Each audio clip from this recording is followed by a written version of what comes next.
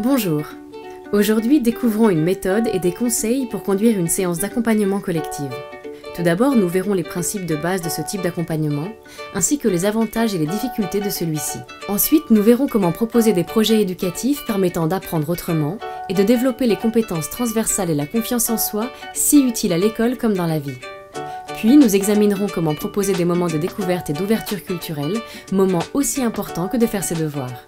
Allez hop, c'est parti! La dynamique de groupe génère forcément des tensions entre les enfants. On n'évite pas les tensions, par contre, il faut que l'accompagnateur apprenne à les réguler. En gros, on se dit voilà, on va être dans cet espace ensemble et pour que ça se passe bien et pour garantir la sécurité de chacun et aussi un travail dans de bonnes conditions, il faut qu'on respecte du coup le cadre et que le cadre il s'applique à tout le monde. Le cadre, c'est des repères, c'est des rituels, c'est des choses qui rassurent et ça veut dire voilà, ça c'est un temps où on va faire les devoirs ensemble. Alors on peut les faire de plein de manières différentes, on peut le faire de manière ludique, sous forme de jeu, mais c'est quand même un moment où ça va être dédié à ça. Et c'est pas un moment où on se lève non plus toutes les 30 secondes, où on embête ses camarades, c'est un moment où on va être calme, par exemple. Ce qui va être important dans ces séances, c'est de varier justement le rythme des groupes. C'est-à-dire qu'à un moment donné, ils arrivent à travailler tout seuls, à un moment donné, ils soient capables de travailler en binôme, et d'autres à 4, et d'autres en activité collective à 8.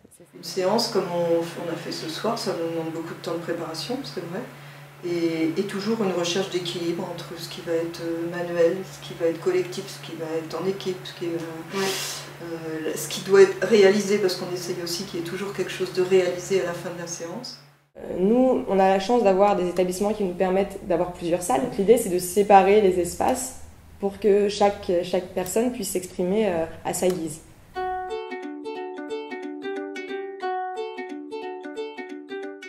Lors d'un accompagnement collectif, vous pourrez faciliter l'entraide entre les jeunes, développer des activités d'apprentissage par le jeu, par des projets ou des sorties culturelles et éducatives, faire de petits ateliers à thème où les enfants iront à leur guise, coin lecture, coin devoir, etc.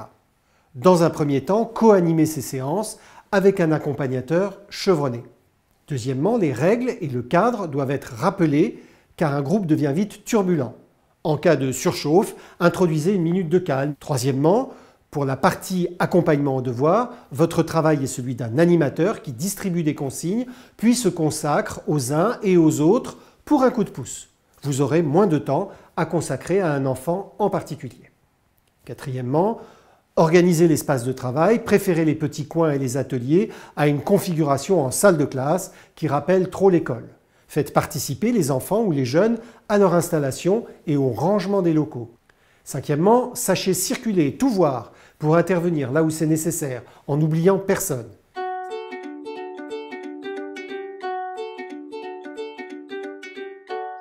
L'important des activités ludiques dans l'accompagnement à la scolarité doit avoir un objectif pédagogique. C'est-à-dire que dans chaque activité ludique, on doit soit lire, soit écrire, soit compter.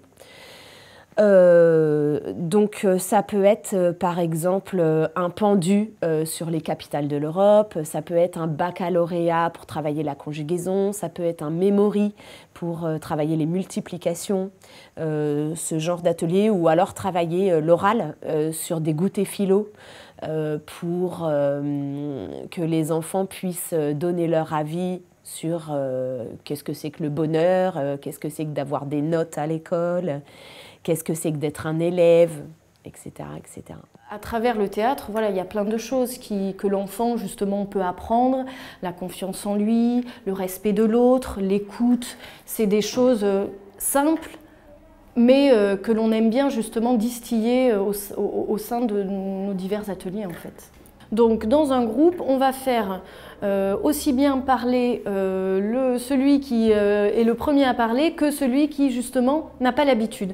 On fait tourner. On a des fois des bâtons de parole, donc on utilise le bâton de parole quand il y a des débats ou des choses comme ça. Nous faisons autant de théâtre d'improvisation que de sport. Ça, c'est important. Pourquoi?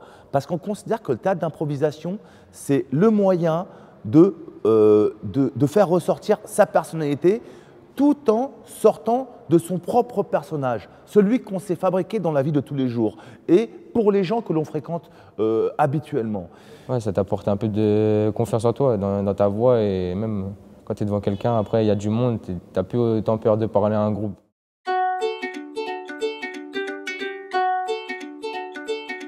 La capacité de s'exprimer à l'oral dans la classe, dans la vie professionnelle ou tout simplement dans la vie est essentielle. Mais elle demande de l'entraînement. Avec un groupe, il est facile de travailler cette capacité et les idées ne manquent pas. Vous pouvez organiser une petite scénette, constituée par exemple d'imitations de professeurs, où l'on prendra du recul par le rire et où l'on mémorisera autrement. Le jeu du tribunal, où chacun doit défendre un point de vue différent du sien. Expression libre avec une méthode inspirée du photolangage, etc.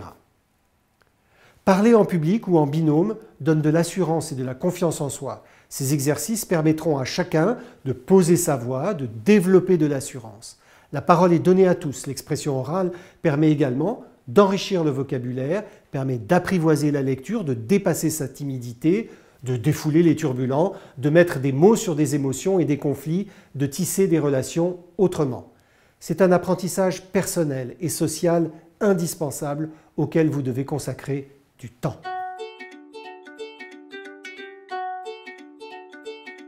On se rend compte quand on travaille sur des projets concrets, ça passe beaucoup mieux puisque les enfants y voient un intérêt.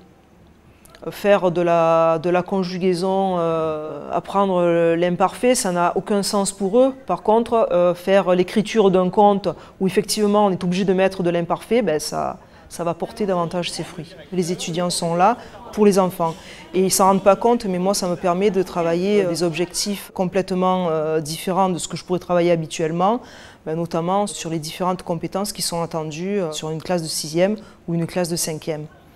Alors, le projet pédagogique l'année dernière, c'était en 2 temps. Donc, le cahier de la solidarité, dans un premier temps, c'est en début d'année. On apprend à se découvrir, à se connaître, puisque les enfants arrivent en 6e et ne se connaissent pas forcément. Et une fois qu'on a pu faire ce cahier de la solidarité, on est parti sur quelque chose de davantage concret, sur la réalisation d'un petit film.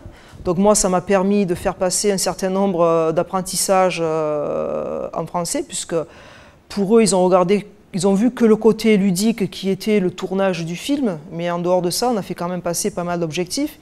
Il a fallu choisir le thème, il a fallu écrire, chose qui est très difficile pour eux parce que écrire, c'est pas évident. Et c'est passé très bien parce que c'était quelque chose qu'ils avaient choisi eux-mêmes. Alors bon, le thème c'était les zombies, c'était leur choix. Puis on a pu étudier au travers de tout ça les outils de la langue, comment on fait un dialogue. On a tapé un petit peu les textes au niveau informatique, donc on a utilisé l'outil informatique. Et puis après, il y a eu toute la mise en scène théâtrale, donc qui a été important aussi sur les objectifs en français. Et puis la récompense, ça a été le tournage. Donc on a commencé par parler du cinéma de manière théorique, donc les différents genres de films, l'industrie du cinéma, etc. Et donc, comme on avait fait une séance pour leur présenter les différents métiers du cinéma, ils ont tous choisi quel métier ils voulaient faire dans la réalisation du court-métrage. Donc il y en a beaucoup qui voulaient être acteurs, on en avait besoin, mais il y avait aussi 2 caméramans, on avait les metteurs en scène, les réalisateurs, on avait même qui avaient apporté du faux sang pour faire maquilleur et tout. Donc c'était vraiment un projet qui a demandé beaucoup de temps, beaucoup de travail, mais au final, ça reste un excellent souvenir et une très grande fierté, que ce soit pour nous ou pour les élèves. Les objectifs, c'est de donner un petit peu du sens aux apprentissages, de les ouvrir à des connaissances qui ne sont pas purement scolaires, mais c'est aussi une manière de les valoriser, il y a des enfants qui sont doués dans des domaines, ça n'apparaît pas toujours à l'école, et c'est une manière pour eux de trouver leur place, de gagner en assurance et en estime de soi. Donc c'est très important pour la réussite et pour l'avenir.